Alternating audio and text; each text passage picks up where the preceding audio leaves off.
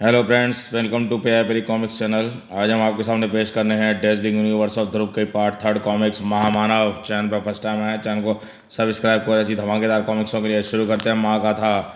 Dazzling universe of ध्रुव महामानव का क्या हो, ये महामानव कॉमिक्स का क्या हो वर्जन है। अगर महामानव कॉमिक्स हम अपलोड कर चुके हैं ऑलरेडी, नहीं पढ़िए तो सुपर कमांडो ध्रुव की प्लेलिस्ट में जाके पढ़िए।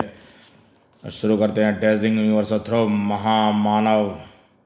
ये देख सकते हैं कवर फर्स्ट, महामानव ध्रुव।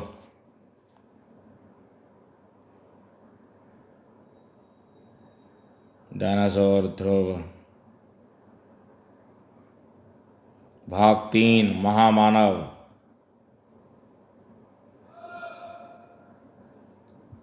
ये कवर प्रिय पाठकों, डेजलिंग यूनिवर्स के 2 भाग ध्रुव और तथा जिंगालू, आप सभी पाठकों का भरपूर सराहा। इसके लिए आप सबके हृदय से आभारी हैं। ये इससे पहले के 2 भाग ध्रुव और जिंगालू अपलोड कर चुके हैं। हम नहीं पढ़े तो चैनल पे ध्रुव सुपर कमांडो ध्रुव की प्लेलिस्ट में जाके पढ़ सकते हैं। पूर्वासार, अब तक की कहानी में आपकी मुलाकात हुई श्रीमंत और सहमंत से। ये दोनों ही ब्रह्मांड के रचयिता हैं, इतने शक्तिशाली कि बीते हुए समय की घटनाओं में हेर फेर करके इंसानी दुनिया का इतिहास बदल सकते हैं। सहमंत की शिकायत थी कि श्रीमंत सृष्टि के कुछ इंसानों को सुपर पावर देकर उन्हें सुपर हीरो बना देते हैं, जबकि इंसानी दुनिया में सुपर हीरोज ना भी होते तब भी दुनिया सामान्य तरीके से चल सकती थी।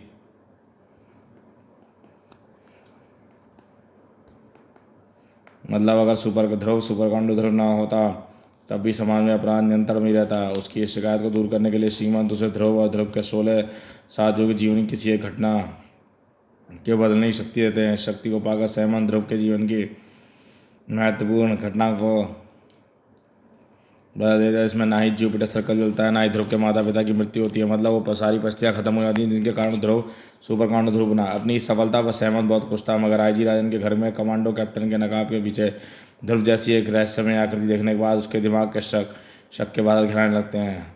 जिसकी तमाम कोशिशों के बावजूद भी ध्रुव सुपर हीरो बन गया। इसलिए ध्रुव के साथ ही जंगालू के जीवन की एक घटना को बदलता है ताकि ध्रुव सुपर हीरो ना बन सके। जंगालू को शैशव काल में ही यतियों की बस्ती से दूर ले जाता है। जब जिस टकराव से ध्रुव और जंगालू की मुलाकात हुई थी वह घटना भी बदल जाती है, जिसका नतीजा ध्रुव सुपर हीरो बनने की परिस्थितियाँ खत्म हो जाती हैं। लेकिन फिर भी सहमंत का शक दूर नहीं होता, क्योंकि पूरे घटनाक्रम में उसे ध्रुव और कमांडो कैप्टन को भी कभी से एक साथ नहीं देखा था, ना ही कमांडो कैप्टन का चेहरा देख पाया जिससे उसे उसकी तसल्ली हो सके वह ध्रुव को नहीं कोई और है। इसलिए अब ध्रुव की ज़िंदगी के जिस अहम किरदार की कहानी में बदलाव करने जा रहा है वह ध्रुव का जानी दुश्मन महामानव। जिंगालों में परिस्थिति नहीं बदली तो अब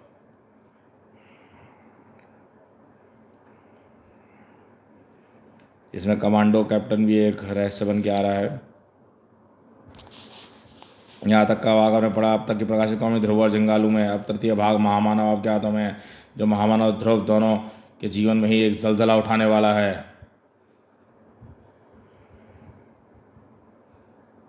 महामानव डेजलिंग यूनिवर्स ऑफ ध्रुव भाग 3।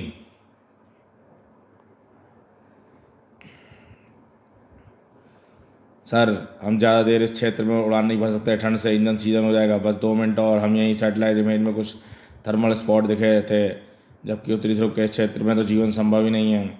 ध्रुवीय भालू भी इस क्षेत्र में नहीं आते। फिर आपको किसकी उम्मीद है? हो सकता है कोई नया प्राणी हो। हम कोई अरे या तो किसी विशालकाय जीव की अस्थियाँ लगती हैं, जैसे डायनासोर। हेलीकॉप्टर उतारो। नहीं, देखो, ये ध्रुवीय भालुओं का एक झुंड है जो विशाल डायनासोर का मांस खा रहा है। इसके रहते तो यहाँ कुछ भी देखने नहीं जा सकता। सिर्फ एक शख्स है जो यह काम कर सकता है। यही अफसर है सहमंत। भारतीय वैज्ञानिक यहाँ ध्रुवीय स्टेशन बनाए जा रहे हैं। उनको रोक लोगे तो महामानव कभी मुक्त होगा ही नहीं। और ध्रुव की कहानी अगर आगे बड़ी है तो यहीं रुक जाएगी। बहलाइए मत प्रभु, इस बार तो मैं प्रकृति को मात देकर ही रहूँगा। मैं उसी का तो रास्ता तुमको बता रहा हूँ सहमंत। यह बदलाव महामानव के जीवन का बदलाव नहीं होगा ना। अभी जो हो रहा है होने देते हैं। ये ग्रेफाइट की ऊंची चट्टान हमारे पोलर स्टेशन बनाने के लिए बेस्ट रहेगी। जी हाँ, महामानव कॉमिक्स में ऐसे ही आए थे और एकदम से भूकंप आया था। ग्रेफाइट कहीं हम किसी ज्वालामुखी के ऊपर तो नहीं है। ग्रेफाइट है तो ज्वालामुखी भी होगा, पर इस क्षेत्र में ज्वालामुखी को फटे अरबों वर्ष हो चुके हैं। यहाँ स्टेशन बनाना एकदम सेफ है। शीघ्र ड्रिल और स्क्रीन की टॉर्च चट्टानों में खांचे बनाने लगी और लपटों की गर्मी से बर्फ पिघलने लगी। तभी पूरी जमीन हिल उठी। मैंने कहा था ना यहाँ ज्वालामुखी है, भूकंप तो आएगा ही, लेकिन आने वाली मुसीबत।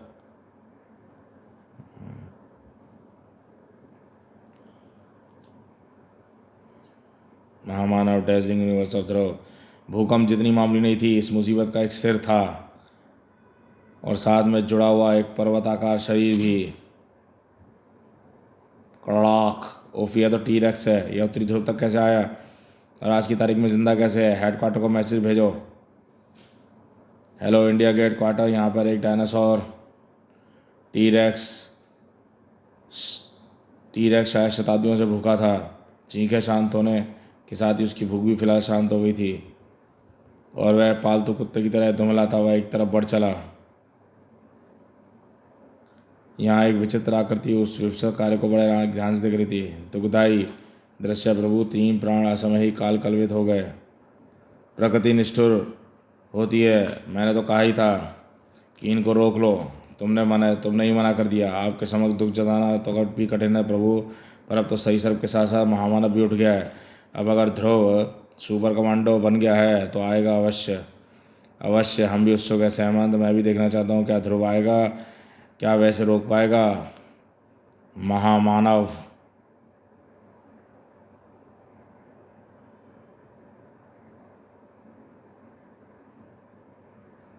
काफ़ी समय हो गया सहमंत, ध्रुव अभी तक आया नहीं। क्या इस बार ध्रुव नहीं कोई और आएगा? यस सर, आपकी सुपरसोनिक जेट ट्रेनिंग परफेक्ट थी। मैं कुछ ही देर में नॉर्थ पोल के उस पॉइंट पर पहुंच जाऊंगा जहां से नॉर्थ पोल मिशन वालों का मैसेज आया। यहाँ पर सिर्फ क्रेटर जैसा कुछ दिख रहा है, आसपास तो कुछ भी नहीं है।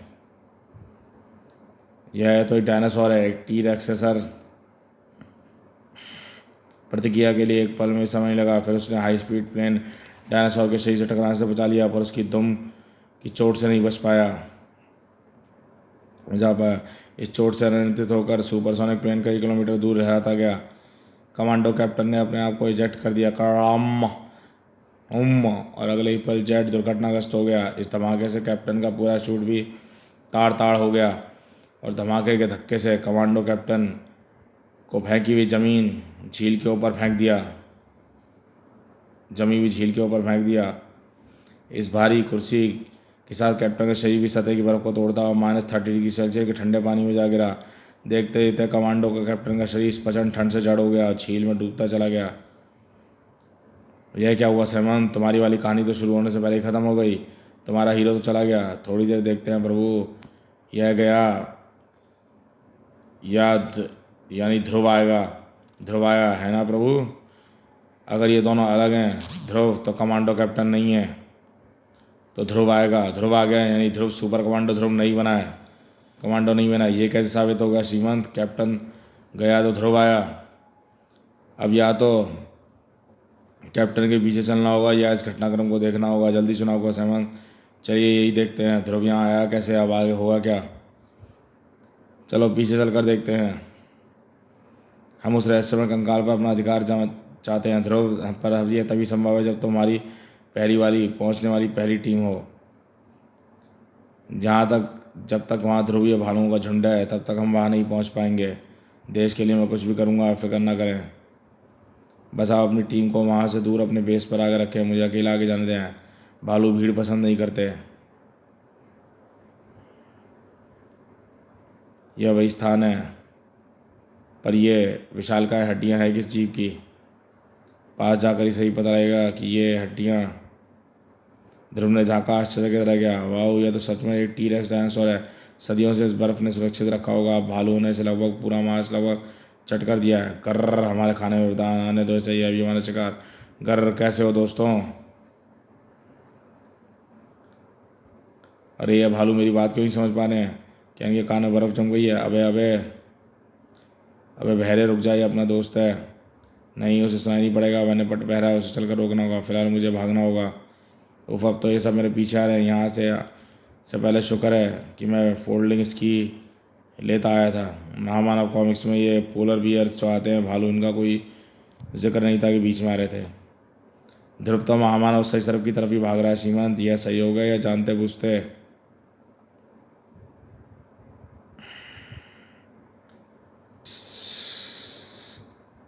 सहयोगी होगा। अगर पता होता कि एक टी रेक्स क्या इंतजार कर रहा है तो कौन उधर भागेगा। ध्रुव तो अभी सुपर कमांडो भी नहीं है। अरे यह तो एक टी रेक्स है, वह भी जिंदा।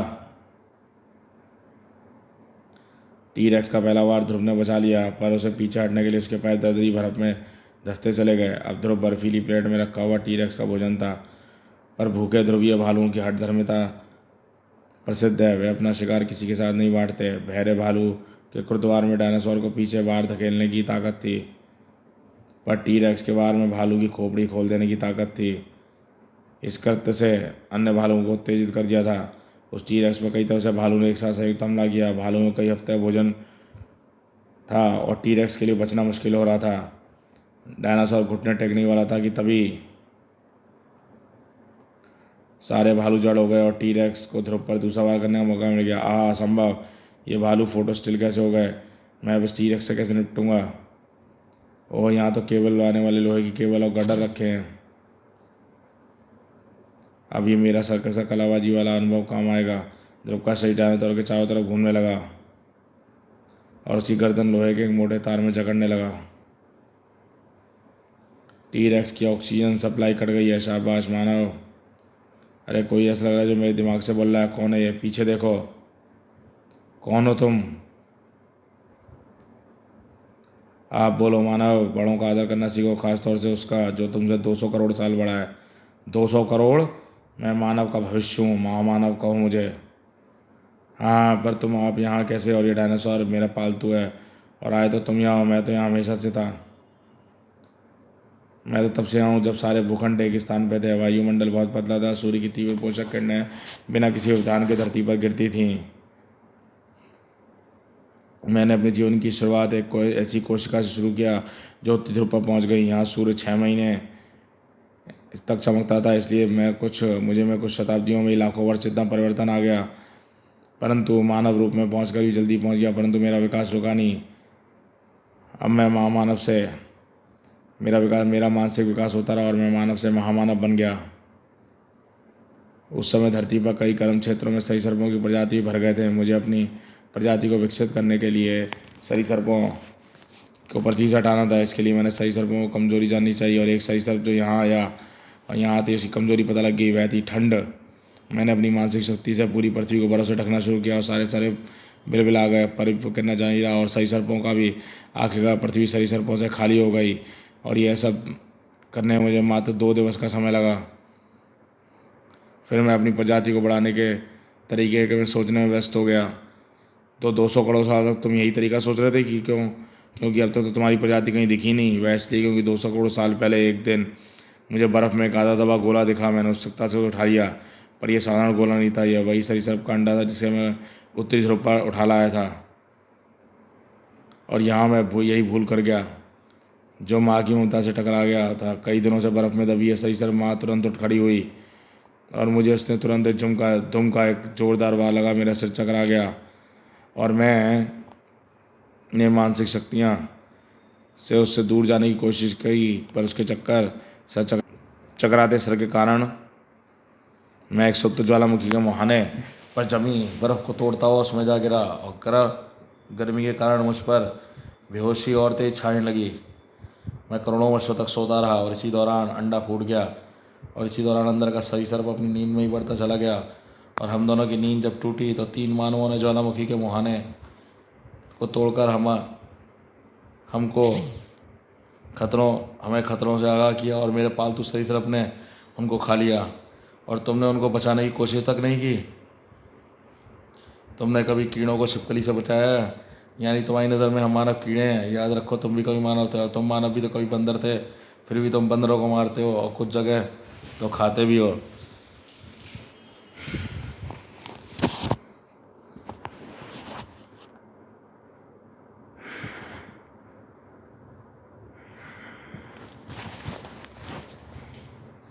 सब कुछ पहले जैसा हो रहा है सैमन। टी रेक्स के लिए भी सर्कस के लिए कलाबाजी का प्रयोग किया था। ध्रुव ने ऐसा कुछ नहीं किया जो मात्र सुपर हीरो कर सकते हैं।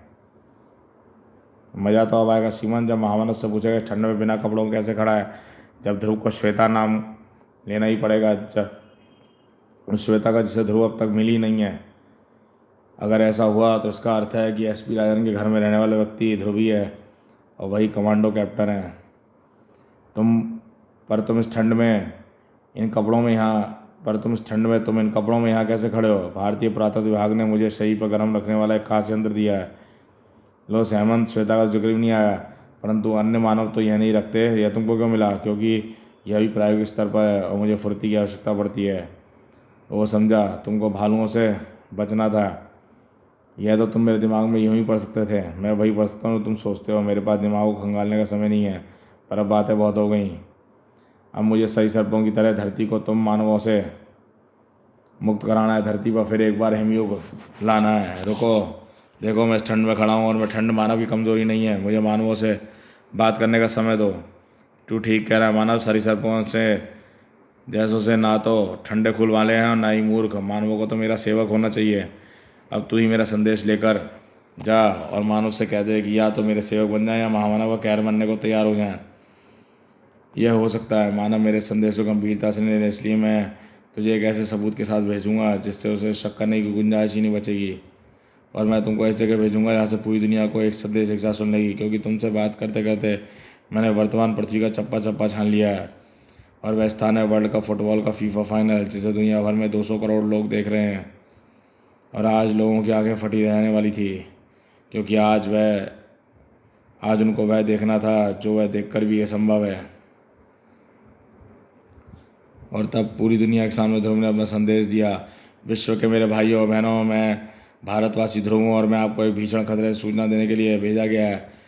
ध्रुव की बात पूरी दुनिया की शख्स है कि बात सच है। हम सैटेलाइट फोटो से पुष्टि हुई है। डायनासोर देखने के बाद तो छानबीन की जरूरत नहीं है सर, फिर भी हमने कंफर्म किया है। संयुक्त राष्ट्र संघ में आपातकाल बैठक का प्रयोजन क्या है? एक प्राणी के सामने 500 करोड़ मानव आत्मसमर्पण कर दें, क्या मजाक है? हमारे पास परमाणु हथियार हैं। हम एक बम से उनका नामो निशान मिटा सकते हैं। विचार विमर्श जारी था। सब कुछ तो वैसा ही हो रहा है जैसे तुमने कहा था। महामानव में तो कोई बदलाव किया ही नहीं है, धीरे रखे हैं। अभी तो खेल शुरू हुआ है। फिलहाल तो मुझे ध्रुव का रहस्य इस बार जानकर ही रहना है।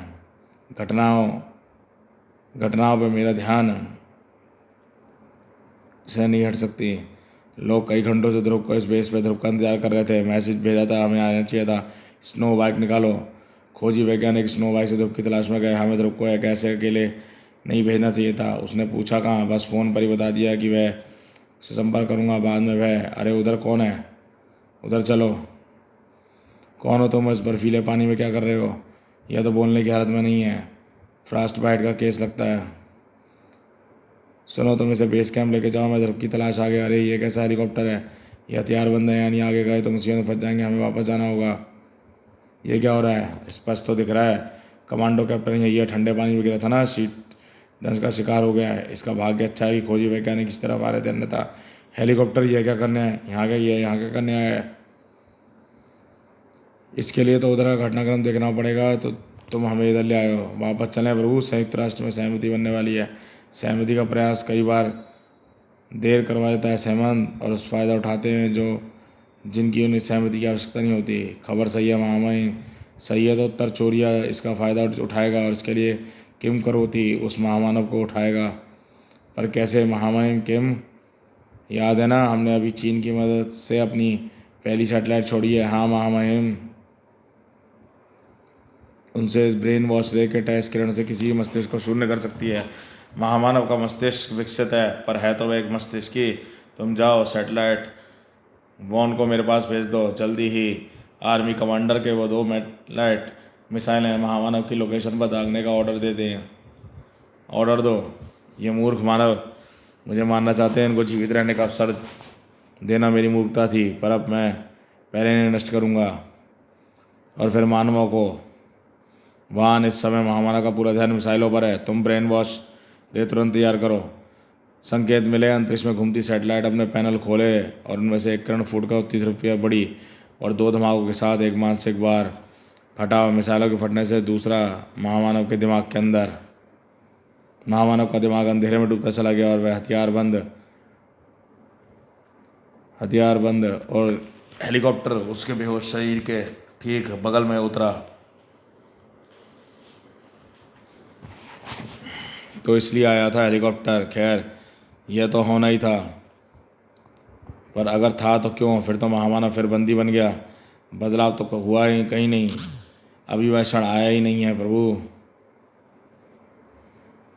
कई लोग इस घटनाक्रम से अभी तक अनजान थे। हमको आत्मसमर्पण का नाटक करते हुए भावनाओं से वार्ता करनी चाहिए, इससे हमें कीमती समय। सर, महामानव को अज्ञात हेलीकॉप्टर से अपहरण हो गया है। हमारे पास वीडियो फुटेज है, आकर देखिए। ओह, इस पर तो हेलीकॉप्टर में किसी देश का कोई निशान नहीं है। अब ये कैसे पता चलेगा कि महामानव कहाँ है? या होश में तो नहीं आएगा ना वॉन? नहीं महामहिम, इसको ब्रेन वॉश की जो डोज दी गई है उसमें तो एक पूरे महानगर को जीवन भर के लिए ब्रेन वॉश किया जा सकता है। तो फिर ये स्पेशल हार्मोन रिएक्शन द्वारा इसके में प्रवेश करा के इस दिमाग को कंट्रोल करेंगे और इस हार्मोन से हम इसे कंट्रोल करेंगे। बस श्रीमान, यहीं पर मैं महामानव के जीवन में एक बदलाव करने जा रहा हूँ। जो सुई इसको नहीं लग पाई थी, अब इसको अब लगेगी। जी हाँ महामानव कॉमिक्स में महामानव जग जाता है, लेकिन इसमें क्या होता है देखते हैं। इसको अब लगेगी। हार्मोन उसके शरीर में आते ही वह पराशक्ति का भंडार हमारा गुलाम बनकर रह जाएगा। यह है क्या? यह तो होश में आ गया। ब्रेन वॉश की डोज नाकाफ़ी थी। महामानव की मानसिक शक्ति किम के शरीर को दहका दिया था। अब महामानव को रोकने वाला कोई नहीं था। बाहर निकलकर महामानव ऊपर देखा और अंतरिक्ष में घूमते ब्रेन वॉश वाला उपग्रह चकनाचूर हो गया। पर यह तो महामानव के क्रोध का मार टेलर था। महामानव के हाथ हवा में उठे और आसमान काला होने लगा और विशालकाय बवंडर कंक्रीट के ढांचों की तिनकी की तरह हवा में उड़ने लगा और आकाश में गिरती बिजलियां जगह जगह धमाके करने लगीं। समुद्र की 100-100 मीटर ऊंची लहरों ने तटवर्ती क्षेत्रों को लीनना शुरू कर दिया। गर्म प्रदेशों में बर्फ गिरनी शुरू हो गई। मानव जाति त्राही त्राही कर उठी। ये कैसा बदलाव है सहमंत? हार्मोन्स का इंजेक्शन तो लग गया, पर इनको कंट्रोल कर सकने वाला सब कुछ खत्म भी हो गया। यह मेरे लिए भी कौतूहल का विषय है प्रभु। मेरा अनुमान तो कुछ और था। कमांडो फोर्स हेडक्वार्टर में महामानव उत्तर चोरिया में ट्रैक हुआ है कैप्टन। वह भी क्रोध से पागल है। अगर हम पता कर सकें कि वहाँ ऐसा क्या हुआ है तो हम उस महामानव को शांत करने का रास्ता ढूंढ सकते हैं। उत्तरी चोरिया में अभी अपनी स्पाई सैटेलाइट लॉन्च की थी। अब ये शख्स कमांडो कैप्टन यहाँ भी है और सुपर कमांडो ध्रुव उधर दूसरी जगह पे है। तो देखने में तो लग रहा है कि ये दोनों अलग ही हैं, लेकिन क्या गोलमाल चल रहा है, यही हमारे लिए सस्पेंस है। शायद इसमें कुछ ऐसा डाटा हो जो हम सैटेलाइट को हैक कर सकते हैं। क्या ट्राई कर सकते हैं कैप्टन? पर यह सब बहुत एक नई तकनीक है, ये ट्राई करके देखना ही होगा। हो सकता है ये कमांडो कैप्टन ध्रुव का बाप हो, राजन मेहरा। सैटेलाइट से कांटेक्ट हो गया, बहुत मुश्किल हुई है, पर हमको डाटा मिल रहा है। अरे ये है तो एसपी राजन सर, सुनिए, हमको तुरंत तेजी से काम करना होगा। अरे ये कैसे? उपग्रह तो नष्ट हो गया, फिर से संपर्क कैसे हुआ? देखो, उपग्रह नष्ट नहीं हुआ है। एन समय पर उपग्रह और मानसिक वार के बीच एक छोटी सी उल्का आ गई और इंजेक्शन लगने में जो समय लगा वह इतना बदलाव हो गया है। सत्य है, हर पल परिवर्तनकारी होता है। ओह, मैंने बिजलियां गिराकर जगह जगह आग लगाकर अपना ही नुकसान कर लिया। मुझे यहाँ से दूर जाना होगा। पर अब से सबसे सुरक्षित स्थान या उत्तरी ध्रुव पर ही पहुँचना होगा। पर यहाँ से मानव के विनाश की शुरुआत करूँगा। रुक जाओ महामानव, रुक जाओ।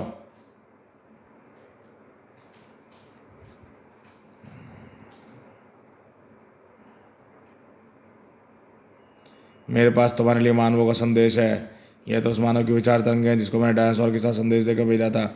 मुझे शायद इसे बुलाना चाहिए। शायद मुझे मानवों को मसलने में इतनी मानसिक ऊर्जा व्यर्थ ना करनी पड़े। बोर कर रहे हो सहमंत, एक ही फिल्म को 2 बार दिखा रहे हो।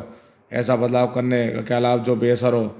मैंने भी थोड़ी छानबीन की है प्रभु। जो हो रहा है वह ध्रुव के उसके अंत की तरफ ले जा रहा है। देखते रहिए।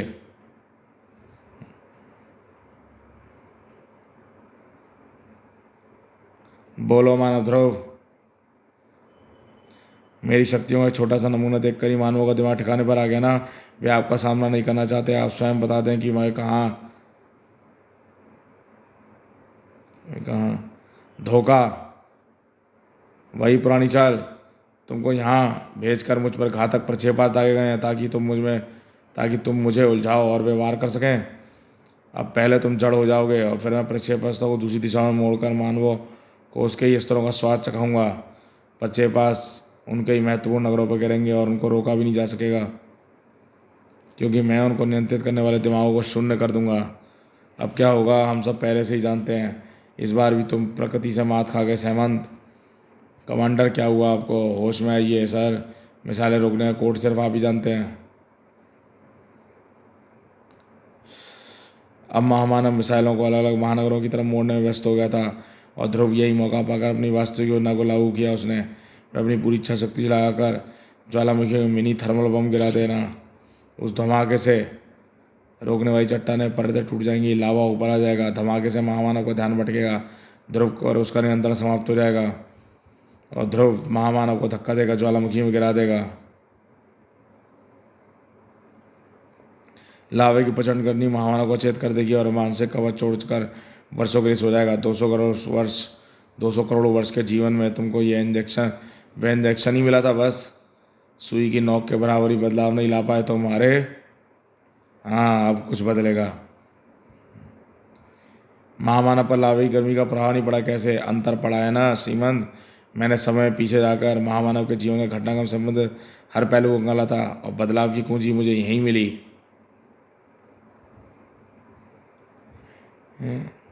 इंजेक्शन वाला हार्मोन मस्तिष्क को मिलने वाले संकेतों को नियंत्रित करता है। जी हाँ, वो हार्मोन इंजेक्शन लग चुका था। इसका एक प्रभाव महामानव के मस्तिष्क को गर्मी का संकेत देने से रोकना भी था। अब महामानव के मस्तिष्क तक लावी गर्मी के संकेत पहुंचे ही नहीं, वह बेहोश भी नहीं हुआ। अब यह बदलाव हुआ। अब ध्रुव क्या करेगा मैं नहीं जानता, क्योंकि महामानव की एकमात्र कमजोरी अब दूर हो चुकी है। हाँ, और अब वो बम भी उसने नीचे गिरा दिया था। अब उसको रोकने का रास्ता कोई नहीं है, कोई रास्ता नहीं है रोकने का। इधर ध्रुव मौत की कगार पर खड़ा था और इधर घातक मिसाइलें विश्व के महानगरों को इतिहास बनाने के लिए कुछ ही मिनट की दूरी पर थीं। ध्रुव ने ऐसी स्थिति के लिए अपने दोस्तों को पहले ही तैनात कर रखा था। गर्र, दोस्तों मत करो गर्र ज़रूर। ध्रुवीय भालुओं की टोली ध्रुव को महामानव से दूर ले जाने के लिए जान दांव पर लगाने को तैयार थी।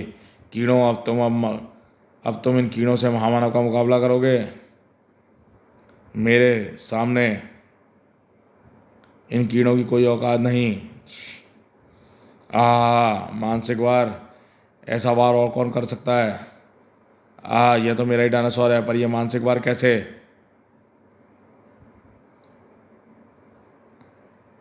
यहाँ आ गया कमांडो कैप्टन। पहले मुझे लगा गला लगीचा है ये। ओह, फिर यह तो इस पर तो वही सवाल है जिसके वायुयान पर डायनासोर ने वार किए थे, और इसमें इतनी शक्तियाँ आई कैसे? इसका तो मस्तिष्क अवस्थित है। चकित हो रहे हो ना महामानव? तुमने ही अपनी कहानी पूरी दुनिया को बताई थी। तुमने ही बताया था कि तुम डायनासोर का अंडा लेकर करोड़ों वर्षों की नींद में चले गए थे, और डायनासोर भी नींद में ही डायनासोर बढ़ता रहा, पर पूरे समय तुम उसके पास रहे। तुमने कभी सोचा है ऐसा क्यों हुआ? मैंने सवाल पूछा कि बिना किसी पोषण के ये डायनासोर अंडे से भ्रूण और फिर विशाल का डायनासोर कैसे बन गया? उत्तर स्पष्ट था। अब वह पोषण था तुम्हारी मानसिक ऊर्जा। तुम्हारी प्रचंड मानसिक ऊर्जा को पाकर इसका विशाल का शरीर बना है, पर इसका मस्तिष्क उस मानसिक ऊर्जा को सक्षम या प्रयोग करने में सक्षम नहीं था। इसका हल भी तुमने ही दिया, या यूँ कहो तुमने इसको वश में लाने का प्रयास में तानाशाह किमकरोती ने दे दिया। तुमको लगाए इंजेक्शन का विस्तृत वर्णन इसकी सैटेलाइट में था, जिससे इसको उस हार्मोन के अद्भुत प्रभाव का पता चला, और यही पता चला कि उस हार्मोन को कैसे नियंत्रित करते हैं। बस हमने फटाफट उत्तर चोरिया में इंजेक्शन हासिल कर लिया और सुपरसोनिक जेट इटली पहुंचकर उस डायनासोर को लगा दिया। फिर उस पालतू डायनासोर को कंट्रोल करके इसी की मानसिक ऊर्जा द्वारा उड़ाकर यहाँ पे ले आए। यह तो प्रकृति ने मेरे साथ धोखा किया है। अभी हिम्मत मत हारो हेमंत, अभी महामानव का पलड़ा भारी है। यह मुझे नहीं हरा सकता, क्योंकि अब मेरी कोई कमज़ोरी नहीं है।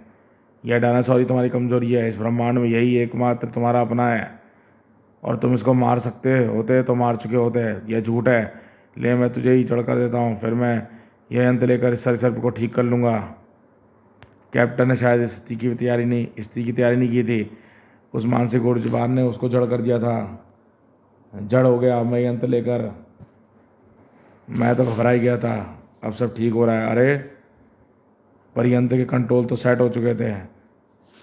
अब अरे पीछे देख, पीछे तुम्हारी आवाज़ उस तक नहीं पहुंच रही सहमंत, यह नियमों के विरुद्ध है। अरे अरे असावधान महामानव अपने ही पालतू डायनासोर के मुंह में घुसता चला गया और उसका एकमात्र क्षणांश अपने शरीर को मानसिक कवच में ढकने के लिए फिर वह डायनासोर को गले के नीचे उतार चुका था। डायनासोर गले के नीचे उतर चुका था और कमांडो कैप्टन जड़ता खत्म हो गई। अब क्या जनरल, मौसम विभाग को बताया हुआ बर्फीला तूफान एकदम सही समय पर आ रहा है। और यूं सहमंत डायनासोर उसके पेट में सोया महामानव बर्फ के ढेर में दबते चले गया। डायनासोर न जाने कितने वर्षों की शीत निद्रा में चला गया। ममता बहुत शक्तिशाली भावना होती है प्रभु। महामानव चाहे तो अपनी शक्ति से डायनासोर का पेट फाड़ कर मार सकता है, लेकिन डायनासोर के प्रति ममता के कारण वह उसके साथ भी दफन हो गया। महामानव के जाते ही मिसाइल कंट्रोलर भी होश आ गया है और विश्व के महानगरों पर फटने वाली मिसाइलें अंतरिक्ष में जाकर फट गई हैं। मैं अभी भी खाली हाथ हूँ। ना कमांडो कैप्टन की शक्ल दिखाई दी, ना ही ध्रुव और वह कभी साथ नजर आए। और अब मैं इस गुत्थी को और उलझ नहीं दूंगा। अगला चरण इस भ्रम का अंतिम चरण होगा, क्योंकि उसका स्वामी है यमराज तुल्य ग्रैंड मास्टर रोबो। समाप्त। तो दोस्तों ये शानदार कॉमिक्स ही समाप्त होती है महामानव की, कि देखा आपने कैसे ध्रुव और कमांडो कैप्टन महामानव द्वारा उलझे। उसमें जो है जब ये पता लगा कि जब महामानव उस ज्वालामुखी में जाने के बाद भी फिर से होश में आ गया था और ऊपर उठा, तो उसने ध्रुव को एक जगह पटका और फिर कमांडो कैप्टन आ गया उसकी जगह। उसने रोका डायनासोर की मानसिक शक्तियों द्वारा और डायनासोर उससे ही निकल गया उस चीज़ में। तो अब जो अगले चरण में कह रहे हैं कि इस भ्रम का अंतिम चरण होगा, तो पता लगेगा ग्रैंड मास्टर रोबो में क्या होता है। अब ये विशेषांक होगा या 32 पेजों की कॉमिक्स, पता लगेगा। तो ये देखते हैं इस कॉमिक्स कैसी लगी बताइएगा। चैनल को फर्स्ट टाइम आया, चैनल को सब्सक्राइब कीजिए ऐसे गौतम कॉमिक्सों के लिए। महामानव मोहरे बदल गए हैं, समय धारा बदल गई है। क्या ध्रुव अपनी दुनिया को बचा पाएगा या इतिहास एक बार फिर तो खुद को दोहराएगा, या ध्रुव सुपर कमांडो ध्रुव कभी बन ही नहीं पाएगा। टेज़लिंग यूनिवर्स ऑफ ध्रुव महामानव। अब ये पता लगेगा आगे इसमें।